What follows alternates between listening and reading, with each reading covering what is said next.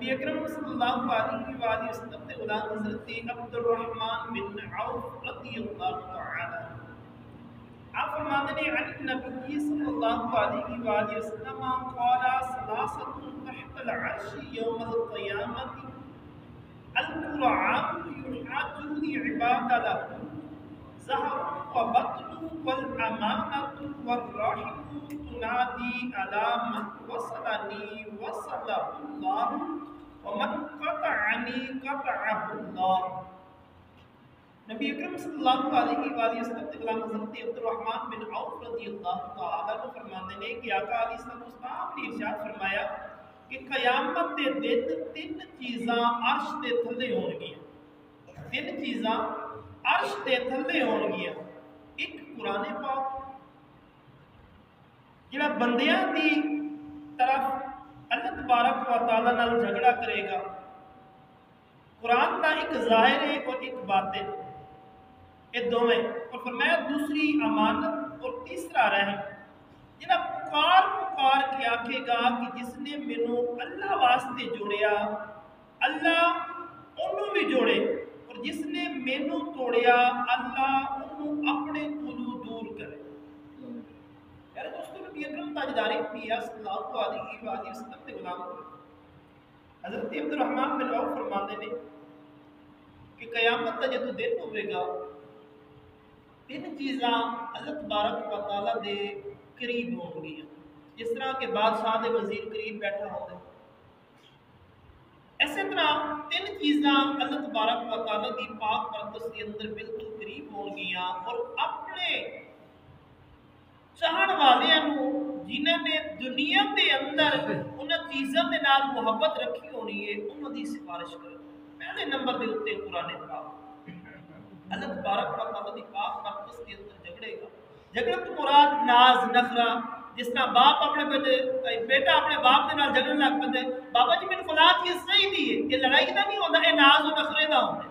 اسی طرح قرآن پاک اللہ تبارک و تعالیٰ دی پاک پرستش کے اندر آکے گا کہ اے میرے رب انہیں مینوں اپنایا سی، انہیں دنیا دے اندر میرے نال بڑا ہی پیار کیتا سی، انہیں نماز تراویح دے اندر مینوں سنیا سی، رات نو بھی انہیں بیٹھ کے پڑھیا سی، دن میں بھی انہوں جدوں ٹائم لگدا سی نا یہ میری تلاوت کرتا سی.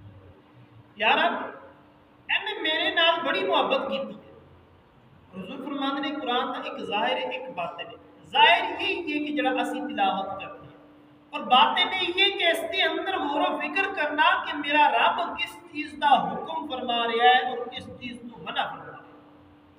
باطن تو مراد اس کے اندر غور و فکر کرنا، اس کے بچوں مسائل اخذ کرنا اور اپنی راہ سیدھی کرنا. ظاہر تو مراد ظاہری تلاوت ہے، قرآن پاک کے الفاظ نے. حضور فرماتے ہیں قرآن کا ظاہر ہے اور قرآن کا باطن ہے. کامل ایمان والا وہی ہے کہ جڑا تلاوت بھی کرے اور جو قرآن پاک حکم دے رہا ہے اس کے اوتے عمل بھی کرے، اس کے اوتے عمل بھی کرے کہ میرا رب کس چیز کا حکم دے رہا ہے اور کس چیز کو منع فرما رہا ہے. آقا علیہ الصلوۃ والسلام نے غلام فرمایا دوسرا امانت ہے. یہ رمضان المبارک کے آخری ایام جا رہے تھے، چند دن باقی نے، 27 ہو گئی ہے، 28 29 33. آقا علیہ الصلوۃ والسلام نے غلام کی امانت والا معاملہ یہ بڑا ہی سنگین ہے. اکثر اوقات اس طرح ہوتا ہے کسی نے آخیا کہ یار میری 2 دن واسطے امانت رکھ دے، 2 دن بعد واپس آئے اسی اگو آ کے کہڑی امانت تے کہڑے پیسے تے کہڑا لین دین تے کہڑا کچھ. حضور کے غلام کو اس چیز کے اندر غور و فکر کرنی ہے کہ دنیاوی لین دین دنیاوی معاملات دنیا کے اندر ہو جان اس سب تو بہتر ہے، ورنہ قبر دے معاملات حشر دے معاملات جڑے نے نا یہ بڑے سنگین ہونے. یہ امانت عرش دے سائے تھلے ہوئے گی، اللہ دے بہتے قریب ہوئے گی. اے دسے گی کہ کنے مینوں اپنایا سی اور کنے مینوں جھٹلایا سی، کنے مینوں اپنایا سی اور کنے مینوں جھٹلایا سی. یہ رب تعالیٰ دی پاک پرستش کے اندر حاضر ہوئے گی اور تے بندیاں نوں ویکھ ویکھ کے اللہ تبارک و تعالیٰ دی پاک پرستش کے اندر انہیں امانت نے دسنا ہے. اگر صحیح معنی تسی ادا کیتی ہونی اس امانت نے بھی تہاڈی سفارش کرنی ہے اللہ تبارک و تعالیٰ دی پاک پرستش کے اندر. اور تیسرا فرمایا رحم.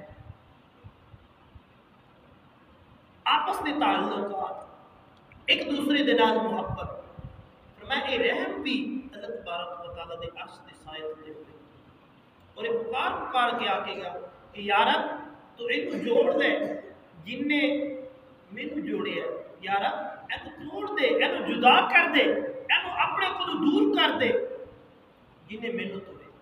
نبی اکرم تاجدار ابن اسلم دے غلام کل دے درس دے اندر بھی عرض کیتا سی، اور آج میں پھر عرض کرن لگا کہ آپس دے معاملات درست کر، ظاہری طور تے اوتے اسی عید نماز پڑھن آ رہے ہیں، لیکن بھرا دے نال ناراض ہوندے، ماں بیٹی دے نال ناراض ہوندے، باپ بیٹی دے نال ناراض ہوندے۔ آقا علیہ الصلوۃ والسلام دے غلام انہاں چیزاں دا خاص خیال رکھنا، نفس دی اس واری اسی دے اوتے قربانی دینی، انا ختم کرنی، آپس دے تعلقات درست کرنے۔ اگر کسی دی تھی بہن رس کے گھر دے اندر بیٹھی ہے، کوشش کرو کہ اگر اس کا معاملات درست ہوندے نے اچھے طریقے دے نال انہوں بھی اپنے گھر بھیجو۔ اگر اس طرح دے کوئی معاملات نے تہاڈی بیوی رس کے بیٹھی ہے، کوشش کرو انہوں عید تو پہلے منا لو۔ نبی اکرم تاجدار انبیاء صلی اللہ علیہ وآلہ وسلم دے غلام اللہ اور اس کے رسول نو راضی کرو۔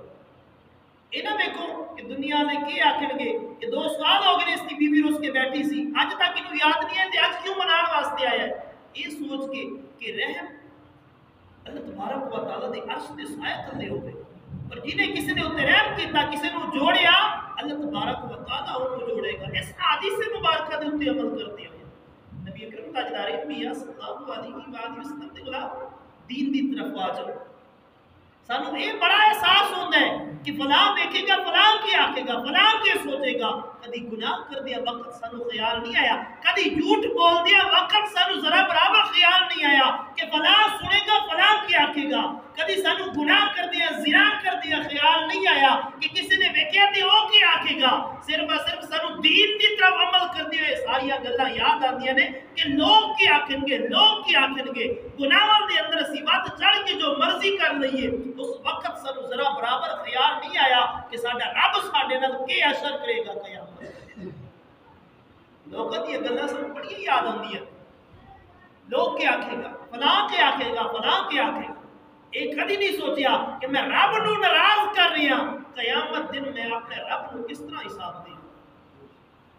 ایک گلاں سانو کدی یاد نہیں ہے۔